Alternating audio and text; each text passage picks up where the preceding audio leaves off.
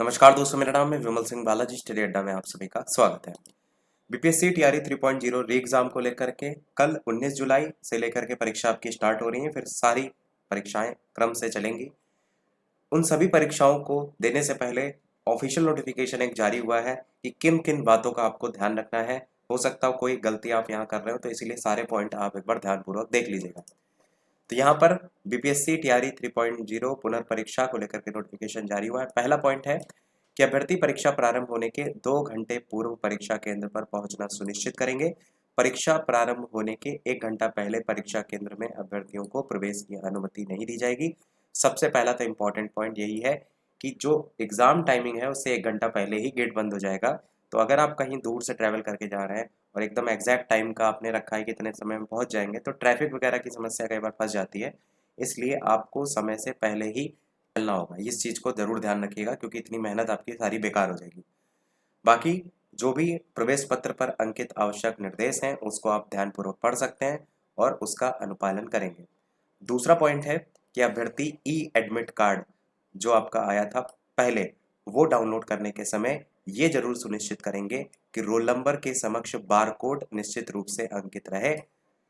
कई बार ऐसा होता है कि जब आप प्रिंट करते हैं, मतलब आपका ई एडमिट कार्ड खुला, तो वहाँ पर प्रिंट का ऑप्शन कहीं देता नहीं उस पूरे पेज पे। तो कई लोग क्या करते हैं, जैसे मोबाइल से खोल रहे हैं तो इस पेज का स्क्रीनशॉट ले लेते हैं। कई लोग क्या करते हैं, उस स्क्रीनशॉट को फिर व्हाट्सएप के थ्रू भेज करके उसका प्रिंट करवाते हैं। ऐसी कंडीशन में क्या होता है, जो बार कोड होता है वो ब्लर हो जाता है, धुंधला हो जाता है। फिर वहां पर स्कैन करने पर आपकी डिटेल नहीं आती है। तो जब भी आप ई एडमिट कार्ड को प्रिंट करें, इस बात का ध्यान रखें कि वहां पर आपको उस पेज को पीडीएफ में कन्वर्ट करना होता है। अगर आप मोबाइल से भी कर रहे हैं तो वहां पर प्रिंट में ऑप्शन में जाकर एज अ पीडीएफ में उस पेज को सेव करने का ऑप्शन होता है। इसी प्रकार अगर बात करें लैपटॉप से, तो कंट्रोल पी से आप प्रिंट कर सकते हैं उस पेज को पीडीएफ के फॉर्मेट में। उससे फुल क्वालिटी में आपका एडमिट कार्ड निकलता है। तो ये चीज़ जरूर ध्यान रखिएगा बार कोड को लेकर के, कि यदि बार कोड क्लियर नहीं है, अंकित नहीं है, तो पुनः ब्राउजर बदले आपको फिर से डाउनलोड करना पड़ेगा, इन केस अगर आया ही नहीं है आपका। और एक तरीका ये भी है कि आप किसी प्ले स्टोर के ऐप से खुद से बार कोड स्कैनर को डाउनलोड करके, जो आपके में क्यूआर कोड नहीं बार कोड लगा हुआ है, उसको स्कैन कर सकते हैं। उसको स्कैन करते ही आपका जो रोल नंबर है वो आपको शो कर देगा। तो वो भी एक अच्छा तरीका हो सकता है। तीसरे पॉइंट में अगर बात करें, तो अभ्यर्थी ऑनलाइन आवेदन में दी गई जो फोटो पहचान पत्र है उसके साथ परीक्षा केंद्र में उपस्थित होंगे।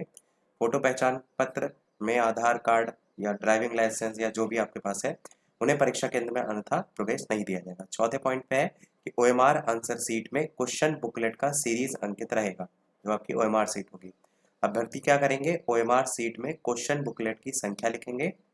ओएमआर सीट में आपको क्या लिखना है, क्वेश्चन बुकलेट जो होगा उसकी संख्या लिखेंगे। इसके साथ साथ रोल नंबर यानी अनुक्रमांक का केवल गोला रंगना सुनिश्चित करेंगे। ये कई लोग गलती कर देते हैं कि रोल नंबर वहां पर नहीं लिखना है। यहाँ पर क्या लिखा है क्लियर तरीके से कि रोल नंबर का केवल गोला ही रंगना है। रोल नंबर वहां पर ऑलरेडी आपको देखने को मिलेगा। कई लोग गलती क्या करते हैं, और यहाँ पर जो क्वेश्चन बुकलेट की संख्या लिखनी है वहां पर अपना रोल नंबर लिख देते हैं।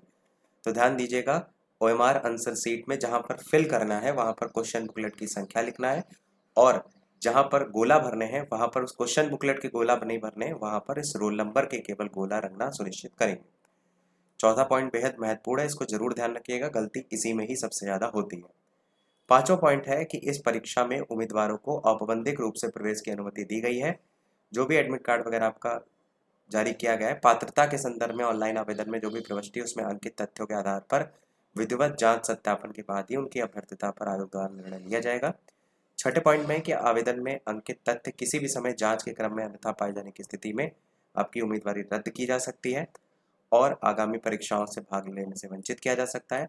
सातवें पॉइंट में कि परीक्षा केंद्र परिसर जहां परीक्षा होनी है उसमें mobile, bluetooth, wifi gadget, electronic pen, pager, wrist watches, सामान्य स्मार्ट किसी भी प्रकार की वॉच वगैरह आप नहीं ले जा सकते हैं। परीक्षा कक्ष में इलेक्ट्रॉनिक सामग्री ले जाने पर अधिनियम 1981 के तहत कानूनी कार्रवाई की जाएगी।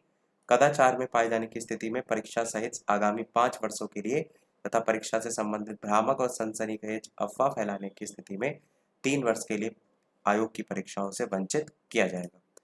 तो ये था हमारा इस ओरल नोटिफिकेशन में। कुछ और भी बातें हैं, जैसे कि जब आप गोला भरते हैं उसके लिए आप जो पेन का चुनाव है वो सही कीजिए। OMR सीट वाला अलग से पेन आता है जिससे आपका थोड़ा समय बच सके।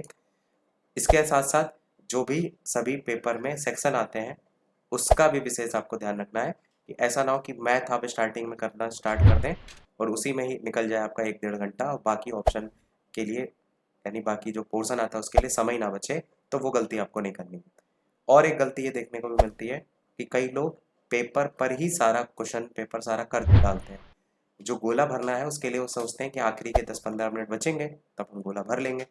बाद में होता क्या है, अचानक से पता चलता है कि अब 5 ही मिनट बाकी है। आप गोला भरना स्टार्ट करते हैं, आप आधे गोला भर पाते हैं और टाइम हो जाता है, OMR सीट आपसे छिन जाती है। मतलब आपने किया तो पूरा पेपर है, जब तक आप OMR सीट में गोला नहीं भरेंगे तब तक तो वो मान्य नहीं होगा। तो इसलिए या तो आप ऐसा भी कर सकते हैं कि पोर्शन पोर्शन आप गोला भरते हुए चलें, या आप ऐसा भी कर सकते हैं कि लास्ट में थोड़ा ज़्यादा समय बचा करके रखें उस आधार पर, या तो एक कोई पोर्शन छोड़ करके उसको लास्ट में करें, बाकी के गोला भर लें। ये भी तरीका अपना सकते हैं। तो कुल मिलाकर समय का विशेष ध्यान रखना। यही था हमारे इस ओवरऑल अपडेट में। कल से जो भी परीक्षाएं स्टार्ट हैं सभी को ढेर सारी शुभकामनाएं एडवांस में।